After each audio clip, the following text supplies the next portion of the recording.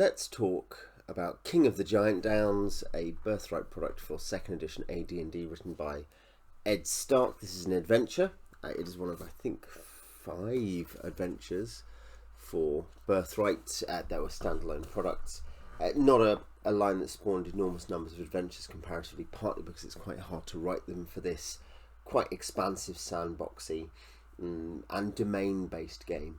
And that's a problem you can kind of see worked out. I've talked about that a bit in the 2 Birthright videos I've made so far. This is probably the best of the standalone adventures. It's almost certainly the best of the 4 that are normal adventures. There's one that's a compilation. It is not one of the greatest adventures ever, but it is surprisingly close to being in that kind of category of this is a great product. It's ambitious, it does a lot of interesting things, and though I think there are ways it falls short, I think it's a good book. The basic principle is that the Giantdowns are, I mentioned these in my review of the Uruk Highlands regional box, the Giantdowns are this kind of fairly unsettled area where there are some civilized, particularly human settlers who could do with help. And there's all these threats, this is what it's saying on the back, and the Uruk settlers need a leader, someone who can defeat Gorali, who's a bad guy, and forge a kingdom out of their scattered clans. They need someone to step forth and become King of the Giantdowns. 64 pages. One very brief note before going on to anything else is that, because you get this on the content page, this has colour page background designs printed in black and white, which means that the page numbers are hard to read. For instance, on the contents, you get it all through the book. Loads of odd things like that. Pretty amateurish. There's a fun thing. I literally only just noticed this. The cartography, it's by David C. Sutherland III. That's fun. But yes, art, as with the most of the Birthright line, Tony Skidlow, who really beautiful artist with a kind of historical fantasy feel. This book consists, apart from an intro, it has 4 main sections. It has an overview of the history and the provinces of the Giantdowns. It has a denizens of the Giantdowns, so factions. It has a sites of interests, so locales, dungeons, and it has an adventure section. This is a sandbox adventure, so the adventure section is 9, I think, ideas. Is it 9? It's 8 plus other adventures. It's a sort of, here's some ideas for things you could do. Just improve that slightly. There we go. These are things you can do in the sandbox. So yeah, that's the basic principle of what's happening and what's in the book. It is a cross, therefore, between a normal adventure book and a player's secrets book, which is a particular Birthright thing, which is the information for a player ruling a realm. Sorry, my camera's obviously started very badly positioned today.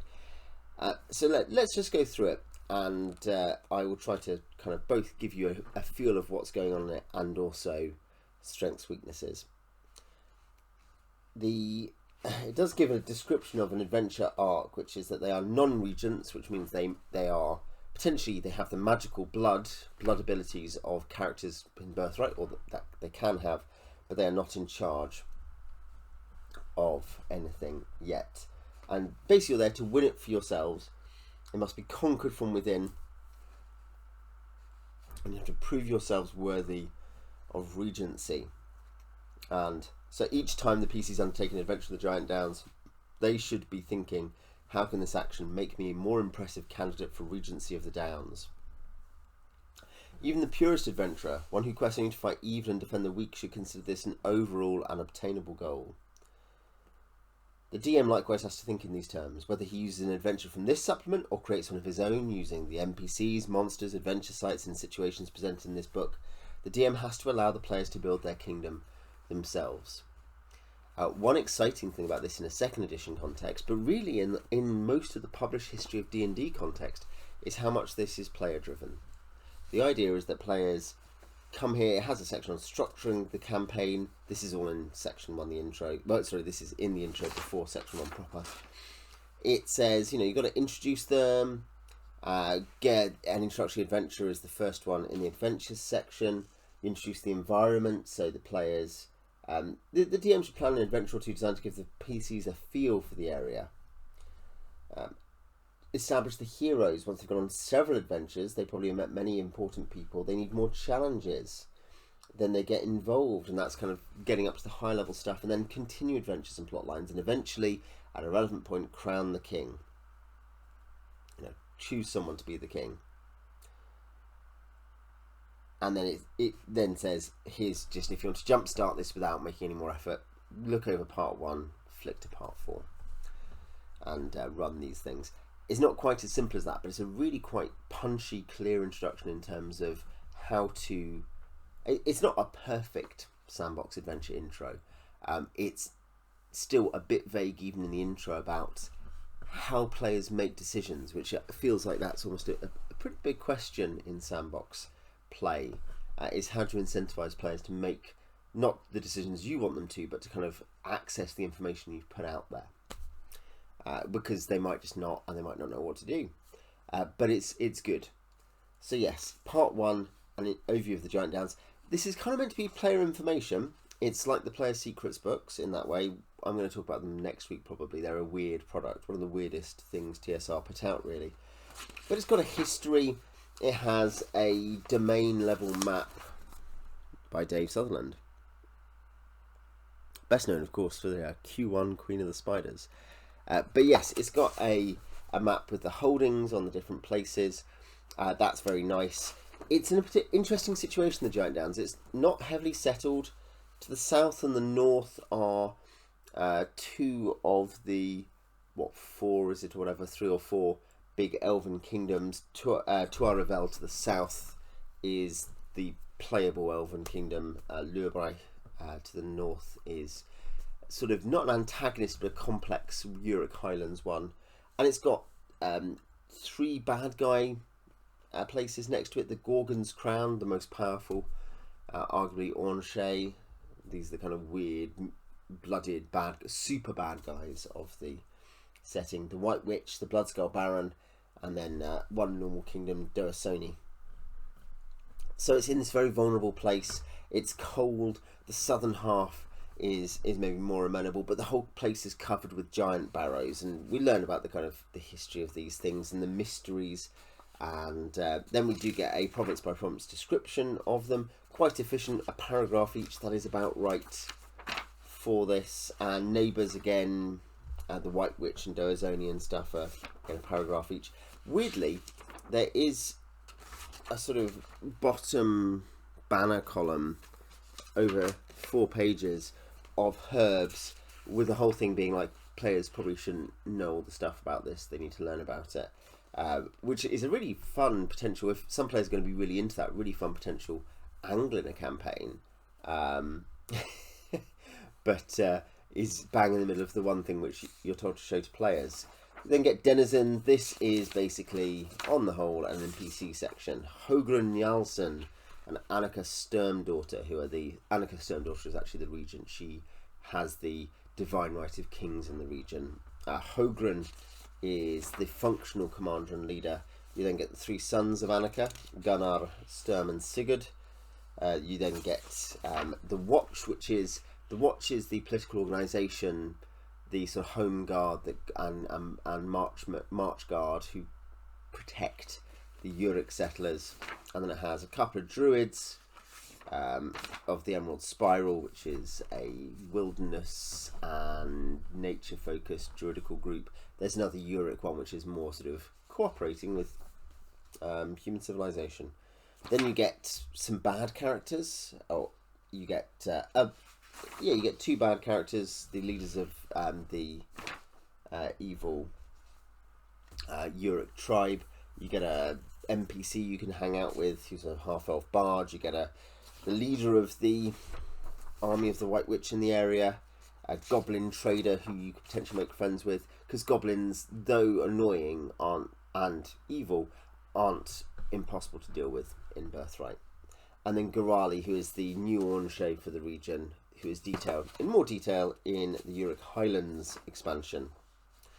Other peoples, the Stone Giants, the Giantkin, the Dwarven colonies, and yeah, one dwarf character. And then it has, this is actually really useful, they're not encounter things, they're not encounter charts, but they are relative, basically location lists of different creatures of the Giantdowns and undead. So this section, it's Birthright goes heavily in for these long NPC sections, and basically I think you can see it two ways.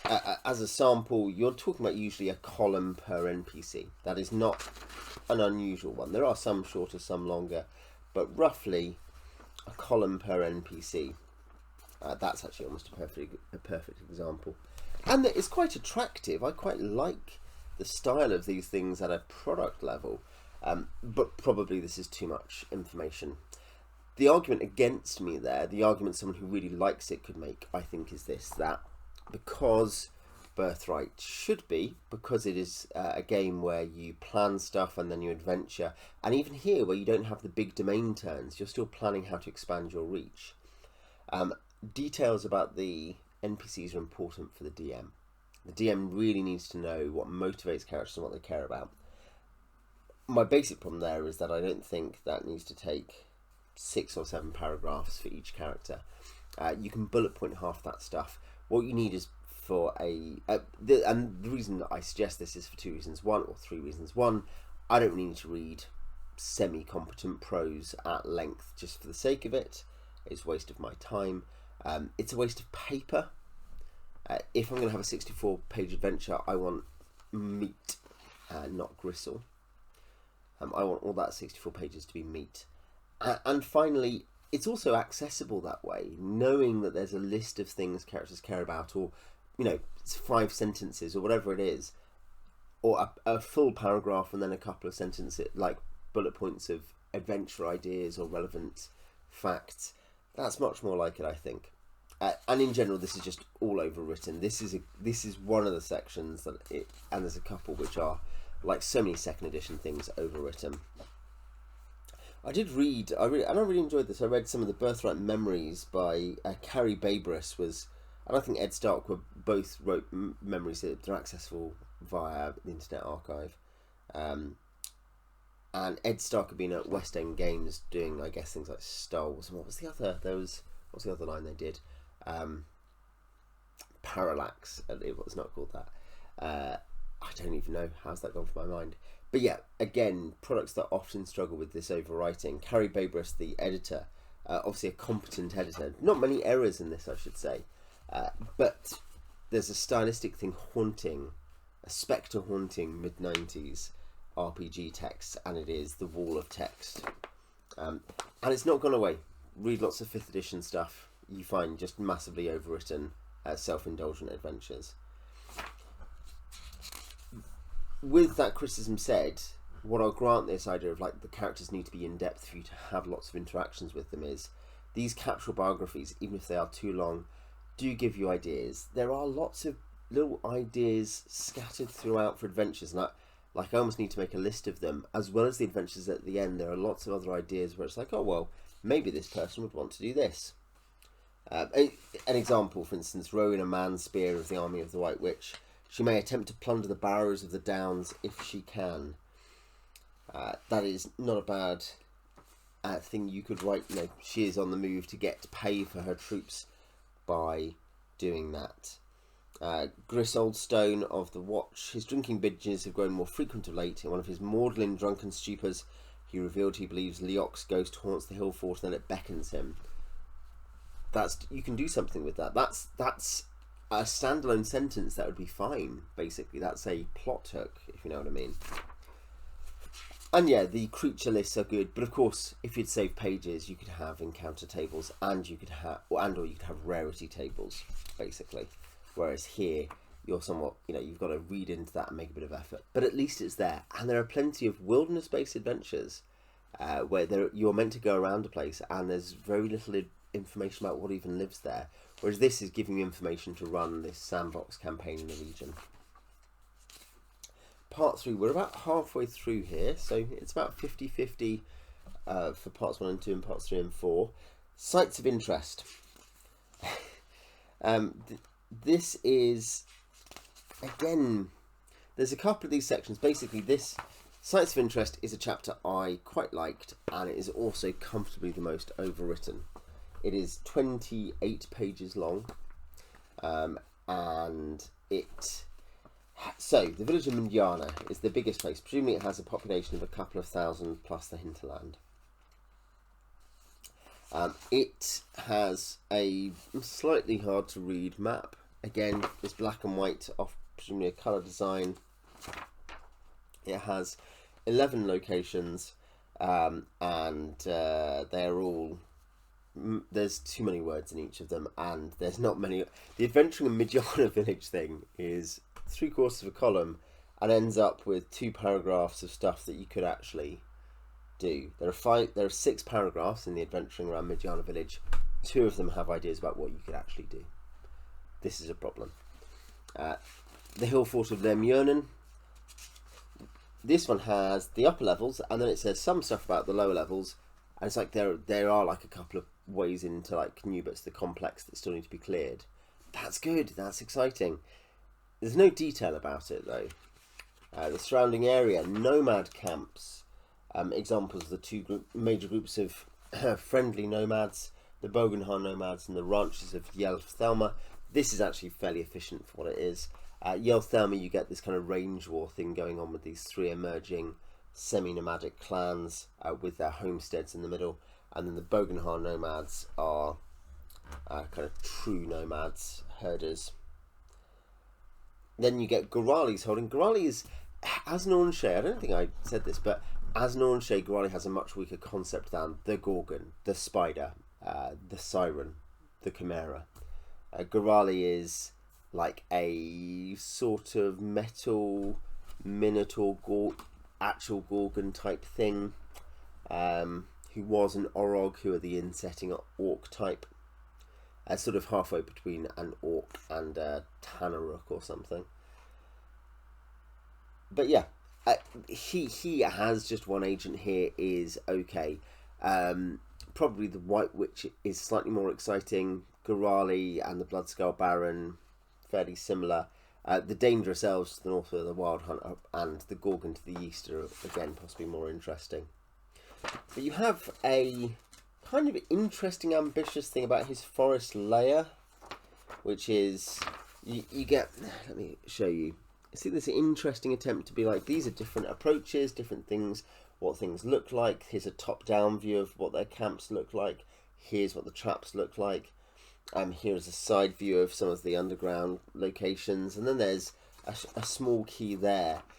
But remember what I've said about if we're wasting pages on NPCs and pages on the 2 major settlements, we're losing the opportunity to put information into a major location, a major antagonist location you could actually have to go to. White Witch and Bjorlangen is, there shouldn't be too much about that, that's just the stuff about the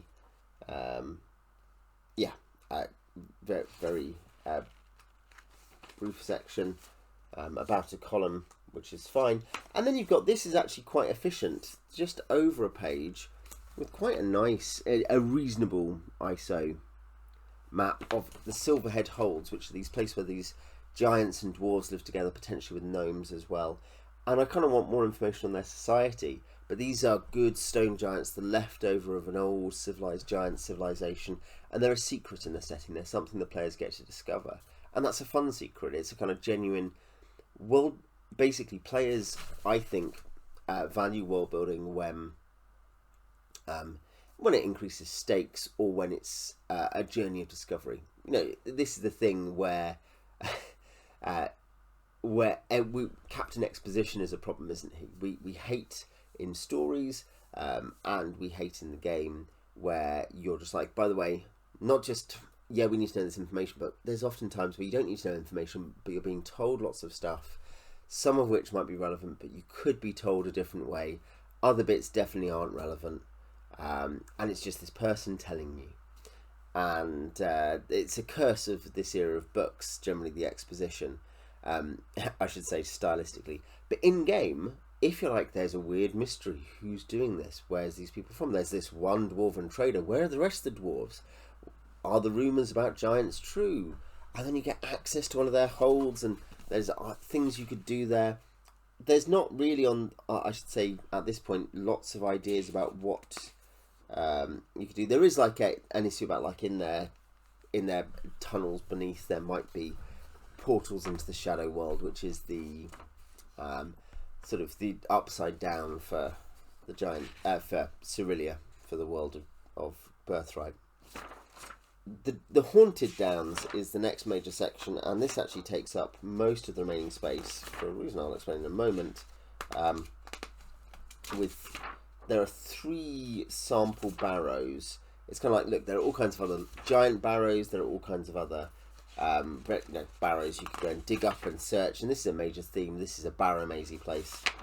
Most of it, though, 2 of them, this is after a big block, 2 of them are small sample, Uric and Einarayan. I think that's the Einarayan and that's the Uric barrows. Small sample ones, each a column or so. Neither very exciting, but both passable for an encounter dungeon, you know, where you go in and you just have one issue to deal with. They're fine, but the big thing, and this turns out to be, I guess, about the biggest thing in the book, the most lengthy thing in the book at 12 pages, is the Barrow of the Giant King, which I don't think anything else runs on its own that far, even provinces that, yeah. Nothing else runs that far or anywhere near on its own. The adventure section as a whole is shorter than that, for instance. This is a small dungeon, not massive dungeon. It is a 13-room dungeon officially, over 3 levels, albeit you've got a big level and then 2 sub-levels. And the main level is the Tomb of an Old Giant King, and it's got, a few weird rooms. And then the sub-levels are a Uric resistance base that was built during the Wars of Liberation against the Einarayans in early history. And they are where the kind of a lot of the real treasure and stuff is. This is a linear dungeon, thoroughly linear. And in some ways, I actually think, I've said that, I kind of hinted, I think it's fine to have an encounter dungeon. There's 1 or 2 things you get to do. In one sense, this is fine. A criticism is this is the centerpiece of the entire book. This is the biggest location people can go to. It's not very big and it's very linear. But that said, Ed Stark plainly knows how to make something enjoyable for players. There is a sense of someone who runs games and people play stuff and enjoy it. The ideas are fun.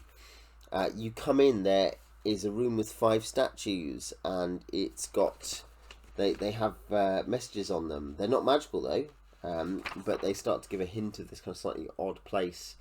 Then there is an illusory trap in the second room which transports you to the last battle of the Giant King, and where you can observe, you can see bad giants fighting the good giants, and you can join in. And if you join in, then it becomes real for you and you can be hurt. It's a bit confusing about whether or not characters can then die, because it says they can, and it's like, oh, but the characters will wake up. But it's not clear if that just means characters who are on the good side and go and help the doomed Giant King in his last stand. But that's kind of fun. I mean, I like that as a gimmick. I like that as a way of creating both dungeon confusion and effective exposition, because players are like, okay, we need to watch this to find out what's going on. It doesn't really have a normal conclusion other than the obvious thing where you go and help the king and then, I don't know, something happens. Throne room is the next thing. Again, there is an illusion where you see a king motionless on a dais, and there are giant storytellers who tell his story, the story of the Giant King, And you can try to steal stuff from the figure of the Giant King in the throne room, but that's a trap. That not super exciting at that side of it. It's interesting. There's a sense that this could be an interesting experience, that players come in and they're like, what do I do? In this case, the problem is it's not very interactive. At least with the battle, there are a choice of interactions. I do nothing. Fight for the evil giants, and that probably sucks. Fight for the good giants. There might be an obvious thing to do, but it is at least something of an open choice, and you can avoid risk entirely. In this room, it is just there. Oh, it's another illusion. Oh, that's interesting. You see some valuable stuff worth 10,000 gold pieces for the material value alone, but if you touch it, you die, basically, and that's not great, is it? That's how you get down to the sub-level. The Room of Tribute is a viewing area to look down into the resting place of the king. There's a confusingly written... the rooms are, again, this is... The other thing is, when I say this is the longest section, the rooms, this whole Death of the King room and then the throne room are each of them about a page long. And it's basically because Stark is struggling to explain what's going on. There's inefficient writing here. These things are each... There's an idea here, but they're not always well explained, and they are... I mean, it's fine, the idea that there's... I can more or less decipher this thing where you need to remove a block to be able to move through to the next room. But, yeah. There's little puzzles, it's fine. This is what I mean, he knows... I can see that Stark knows what he did at the table that was fun. This is maybe a problem with lots of less good D&D material, where you can tell it's a DM who probably knows what they're doing, they're enjoying their time with their friends, they write it down, they think people want to read it, and it's just kind of there. Here you've got a couple of cool images, and you have a kind of, oh, there's a trap to get through to the next bit. They're all kind of traps, and they have different solutions, but some of them aren't really solutions. Some of them are hard to explain, like with the moving this block trap, and like with the battle trap. A good example of where he is successful, though, is, for instance, that there's one area of magic that doesn't work in the throne room, which is where there is this trapdoor. The magic fades out. If you step over that, or if you're in that area, then suddenly the illusion stops. You can step back into it, but this place is being damaged. And that's a quite nice touch in terms of a diegetic clue that players are like, ooh, there's something in the world that's hinting this might matter. Then you have the Undead Cloud Giant King. You can take his stuff. It's kind of expected you might take his stuff. He will try to defend it. However, yeah, he's not a ghost. He's a magical projection, basically. But he will test you in various ways, or negotiate with you, potentially. If you are willing to talk to him rather than desecrate his stuff, then you can continue negotiating with him. He wants to help you, potentially, if you're defending against evil giants, and you might have to swear complicated oaths. This is, again, kind of an interesting idea, but it's not brought through. It's just put very vaguely. Negotiation should not be easy. This is, after all, I don't know, he hasn't hinted it would be after all, the third test of the Barrow. Third test. The Giant King may force the PCs to swear complicated oaths. He won't allow himself to be mocked or bullied.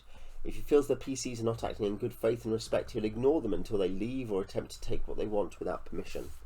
So that's kind of clear. It says what he wants and what the dead end is, but one, it provides a dead end, and two, I mean, complicated oaths, couldn't you come up with an example or two? Couldn't we save some words somewhere so you can give us some flavour, some pungency?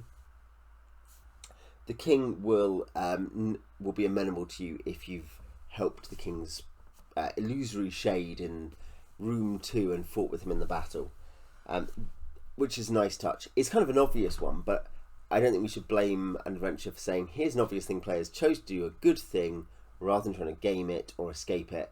We'll give them a reward. The sub-levels are...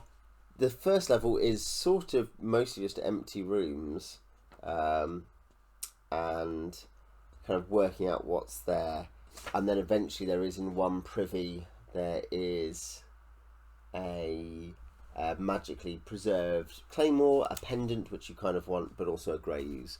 So it's kind of okay. If this was one section in a larger dungeon, a 40-room dungeon where one block is like 4 rooms that are fairly similar with not loads in them, but one does, that can be a trope. That can be a thing where you have to you're encouraging the use of resources, the spending and burning of resources to go, we're going to check in each of these rooms. Okay, roll your encounter check. You're wandering monster. Okay, this time you do find something.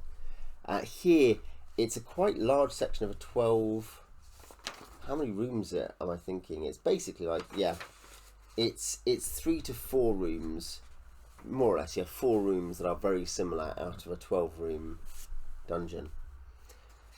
Sub-level 2 you can go down to, and the big thing here is there's also an olive slime and not much else there. That's quite a cool thing where you find like vegetized bodies. That's a nice image, by the olive slime. And then the armory is, it's a 13-room one, sorry. The armory is where there are lesser wights and a master wight. It's not really clear. The master wight doesn't engage immediately. It's not clear where he's hiding. There's a bunch of just stuff in there, I guess. But yeah, you have a big fight with some tough opponents, which kind of indicates that, and you have fought potentially a Cloud Giant Ghost as well.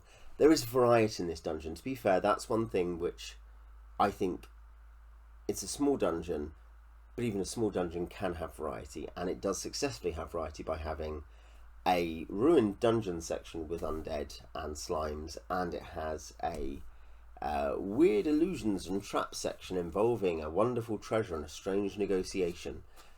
In that sense, this is kind of what I'm getting at. There's a real closeness to greatness. There's a real hint of an author who knows what they're doing, but the product as we have it requires care and thought and probably improvement. And this feels like you could, especially based on saving a small amount of word count elsewhere, you could have a larger dungeon. With just another section, another 5 rooms in another area, natural enemies, animals, that kind of thing.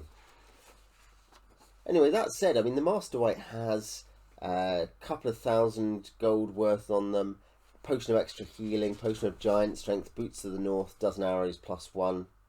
Lots of sets of armour you could use and weaponry to, because there's a storehouse there, so if you get hold of it, you could arm your armies with it. These opportunities are being set up to let you build the campaign as a whole, and that much like the Silverhead places, and a couple of the other locations. Really, the Silverheads is what I'm thinking of. There is a sense here is a way into the secrets and campaign. The secrets, the location of the region, and the campaign of civilizing it and taking it over. The secret room, which you have to find your way into. Again, so that's a puzzle. Yeah, it makes up for it in magic. So it is, you have to use 2 officer's pendants on 2 slots to open it, basically, and there are 2 officer pendants in the complex. There are some there's lots of suits of there's suits of magic armor, there's magical hand axes, there's lots of gold and other armor, and then there is something called the Book of the Giantdowns, which can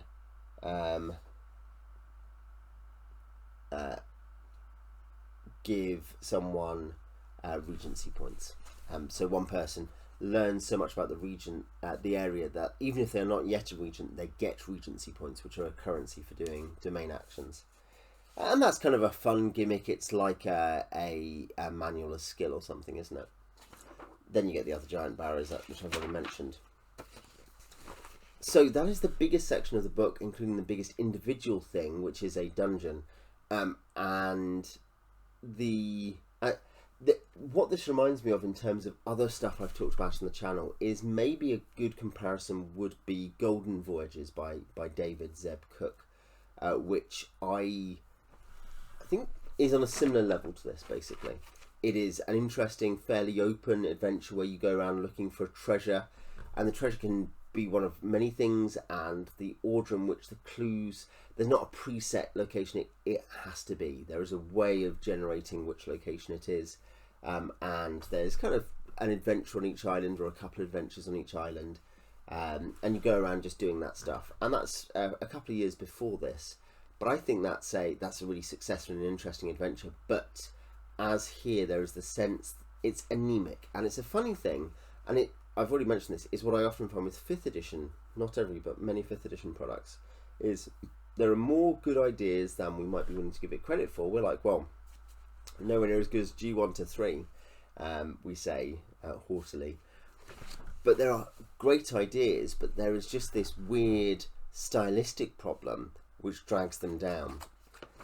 And this is nowhere clearer, I think, than in the adventures section, which is not terrible, but it's definitely after a very long section in the sites of interest, which is overwritten, which the one big dungeon in is good, decent, sometimes very good, but never quite as great as it should be based on the creativity. You then get the official adventures, and there's like 7 pages of them, and they're just enough to get by on. There are 8 adventures at over 7 pages, plus a short other adventures section. It gives an entire column to explain the format. The format is obvious. Let me just read the book.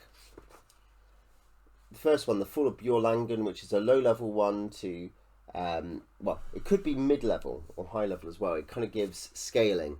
And in this case, scaling is appropriate because you're not saying, this is an adventure for 4th to 6th level characters. I've designed it with that in mind. It's this dungeon which suits those people. This is a sandbox which could be for any group, and when you're only, even if these adventures were longer and were a couple of columns, it would be okay for them to be vague on exact detail in terms of saying it could be this or this. So it says low-level PCs have to deal with only a patrol or 2 of the White Witch's mercenaries before they find the people who are hiding in this fallen province who they need to rescue. Then they'll have to fight or evade at least 20 more mercenaries. High-level PCs should undergo encounters with the monsters of Bjorlangen. So you're going there and you're not just fighting a patrol and avoiding another patrol, you're actually fighting monsters and undead or whatever else. And it tells you personalities to get involved in ways, and this is a clever thing, this is a successful thing, is that you have, over the courses of the 8 adventures, multiple chances to deal with different characters. So rather than saying, now is the time you must introduce this character, it's saying, look, these are valuable characters in the settings. They have power, they have influence, they have things to offer your players, or they are antagonists. So these are ways to integrate these characters we've provided. And as you're reading the product, you know, you can use the stuff that's in it, rather than resenting that they're telling you to. So the fact that, like, these are people you can get to know, use these people in it, and it doesn't say when you have to do it. It says these are multiple opportunities. This is a sandbox. Here I am, Ed Stark, a DM, advising you, a DM. These are some ways you could fit these characters in. That's actually really good, and that's something you do see in other very good products, and I think something that can be replicated in any sandboxy setting. Also, rewards and incentives. You'll win the gratitude of these people. These people might not like you. The lure of the Lucrotta is go and fight some Lucrotta. Involves as many Lucrotta as the DM thinks the PCs can handle, and possibly undead as indicated in the chart. And this is basically that. There's some herdsmen and shepherd boys have gone missing in any particular setting. Skansweren, which is a more sparsely populated place. And you have to go to the Lucrotta Ravine. They will use treacherous terrain to trap or injure the PCs. They've got treasure type D in the layer. The shepherds will also give you some money. And it gives you a continuing the adventure thing here. So they won't have much time to look around Bjorlangen for number 1, but they could go on a Barrow. And then if they succeed, they'll get more jobs. Lure of the Lucrotta, it says, well, the treasure will include several interesting items picked up from former prey.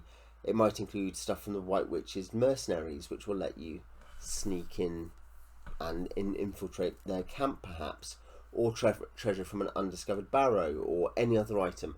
So they're saying this is an opportunity for you. Again, this is DM to DM advice. This is not kind of weird fudging of a storyline. This is just, you could use this opportunity to seed this item. Adventure 3, the Defense of Lemjönen. This is one where this is not in the way that I definitely felt the Lacrotta one suffers from not just giving a tiny bit more flavour, and by flavour I do not mean more text. I mean like this is a particular thing they have, or this is a particular trap they definitely have. It's all vague. This one, the Defensive Lemon Union, says, well, you could just do a war card battle with the Adventurers card. You could game it all out. This is something where possibly actually the war card thing as a solution becomes part of the problem, because in Birthright how they use that as a wargaming system, because battle system or anything which allows you to have differentiated characters would probably suit this better. But yeah, it again does give you some decent stuff. These are people you'll help with. This is fighting White Witch mercenaries. You will become rivals more with the White Witch mercenaries if you win. It might lead to the evil tribesman being sent by the White Witch's lieutenant to kill you. It would mean you could discover the sub-levels and have a dungeon adventure. Again, what would I give those sub-levels having a map based on the fact that they are mentioned as a genuinely interesting kind of, you could also get this out of this adventure. The idea that adventure ideas open up new areas, it's video gamey to talk like that. I mean, literally in that case, it's opening up a new area. But of course, it is functionally what happens is that you go and talk to an NPC, become their friend, you get opportunities. You go to a new place, you learn about it, you discover the opportunities. Number 4, slightly confusing, like one that's I'm not clear about how it expects you're going to do it. I can kind of imagine, but it's not very detailed. Infiltrating the evil tribe. Number 5, become friends with the goblin trader, who is kind of a bad guy, as in he's lawful evil, I think.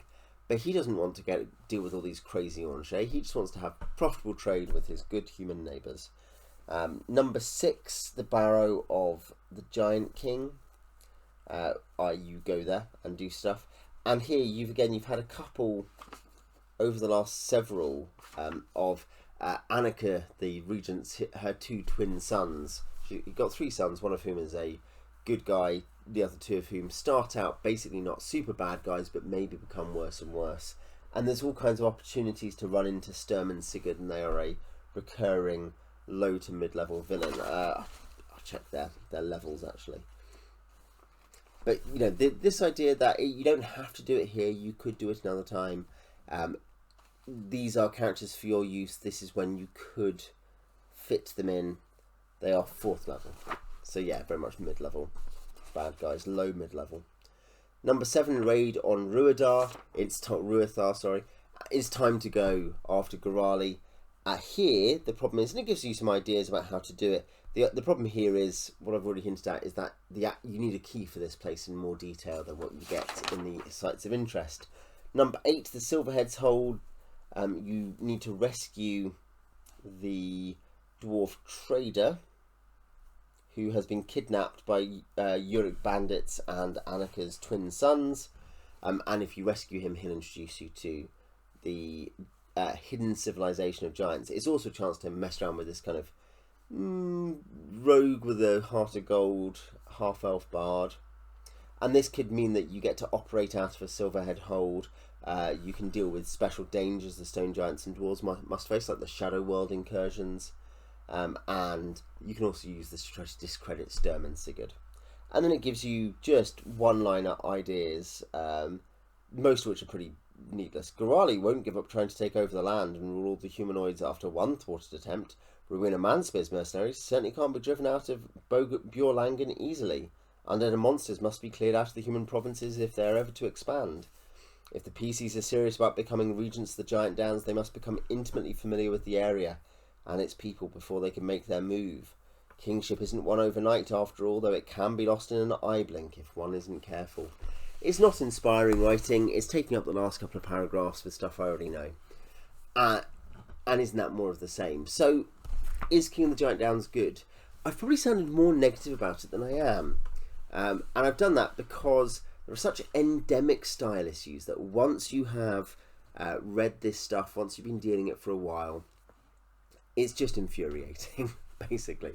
You end up realising there are good designers and good adventures, much better than people give credit for, hidden under a format and editing style and house style which is destructive. It's like watching, like Netflix prestige stuff or Prime prestige stuff, where you realise, so they've been told they've got this many episodes and they have to fit it into this kind of arc and system, and this is what prestige TV looks like now. And you're thinking, I feel like Gravity Falls was better than this. Like there's this sense that this format is constricting and strangling. And it's the same here. Here you have a genuine sandbox with a bunch of people to interact with. Characters are a big part of sandboxes in that sense. A good summary of, like, efficient summaries of the land, a cool thing about herbs, a genuinely good understanding of the way you structure this campaign, and then sort of the stuff that you then go and do in the campaign that isn't just talking to NPCs.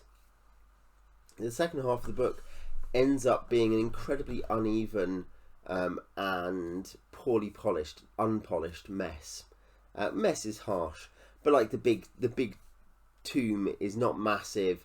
It's interesting. It's got some really cool set pieces and a really good understanding of micro climates within dungeons. And it's got some okay puzzles. But basically, it's not big enough, and you spend a lot of words explaining stuff badly. The adventures have a similar problem, that a couple of them are actually not bad one-column explanations. I'd rather they were two-column, but they're not bad one-column explanations. Others are just sort of like, maybe you could do this. And I could come up with that myself. What you need, I think, there, and this is the thing, you need possibly a longer list, not 8+ further adventures, but a longer list of possible adventure ideas, missions people might give you. Rumours is a classic example, of course, of that, where you get potential ideas for where to go from the rumours. You want more standalone locations other than the 3 Barrows. The fact there are 3 Barrows is good. That's something to praise them for, albeit to a very small, and one is the aforementioned. But yeah, you need more adventure locations, and I think that's something which you could easily find space for elsewhere. The 2 settlements are overwritten, given there is virtually nothing in these kind of very small, very isolated rural settlements. They're not cities where you're hearing about the magic trader when this is what he has, and then this is the set of rumours about the inn.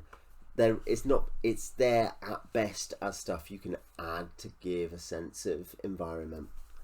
So cut that stuff, or rather trim it, add more dungeons, add more weird towers and forest grottos, and in the adventure section increase the space of each of those adventures, or add a list of adventure possibilities with a sample of those being outlined at more length, so that it's clear. And this is the final thing, it says at the end, you're going to have to prove yourself. You've been told at the start, on the back and at the start, the job is to become the king. It's giving you a structure for that. It said Annika wants to hand it over once she knows it's safe with someone, because you can hand this investiture over. And then it kind of goes like, oh yeah, this is some stuff you could do. You want to have it something where the adventure section then also sums up the arc towards becoming king of the Giantdowns. These are things which would put a player in that position. And particularly an example being, and this is the one thing that actually comes up and is not fully brought back in the adventure section, is only mentioned in the dungeon, is the special book of the Giantdowns you could use to get RPs and start developing holdings based on your particular class. And that's good, but it's not then brought up as this is a way to bring the characters into a position of enough power and influence. They've defeated this person. This is what it would take to defeat this character, this bad guy. They get these RPs and they can invest them and create holdings which strengthen the area. And all this might lead to that being the right conditions. So you're kind of missing the campaign being brought together in its nuts and bolts half, basically, in its actual stuff you do half. And I would like to run this, and when I do, I will definitely be looking at that side of it and thinking, how can I quadruple the number of opportunities for my players? And of course Ed Stark would agree, but I think part of the point of a book is to do that work for you, and I'm going to need to do more work because it fades away. That said, it is an ambitious and good product. It is worth reading for thinking about how to run a Birthright campaign for people who aren't experienced in the Birthright milieu, or who don't have, aren't actually confident about running a domain. They don't run a domain to start with. They're adventurers trying to civilize the land. And that's probably that's a good group of players to do it for. And it's not a bad way of looking at someone attempting to explain some of the things that go into that kind of points of light sandbox campaign. It's quite good for that. It also has a couple of really good set pieces and good characters. If you have read it or run it or played in it, tell me what you think in the comments. Agree, disagree with my commentary on it. And I guess, yeah, what are the best sandbox campaign products you have read or played in over the years? Tell me in the comments. Till next time.